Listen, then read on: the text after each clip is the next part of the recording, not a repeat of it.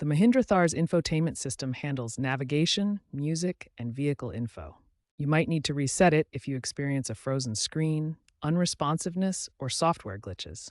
There are three main types of resets. A reboot, also called soft reset, is a quick restart. A factory reset or hard reset restores the system to its original settings. A frozen screen fix is a forced reboot when the screen is unresponsive. Performing resets can fix these issues, but repeated resets may indicate underlying problems that need professional diagnosis.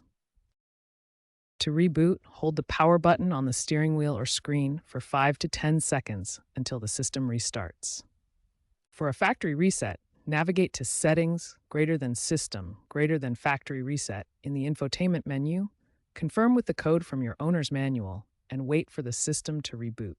Remember, this will erase all saved data. If the screen is frozen, try disconnecting the car battery's negative terminal for 30 seconds, or locate and use the hidden reset pin. Check your vehicle's fuse box diagram. Always ensure the vehicle is parked and the ignition is off before attempting any reset.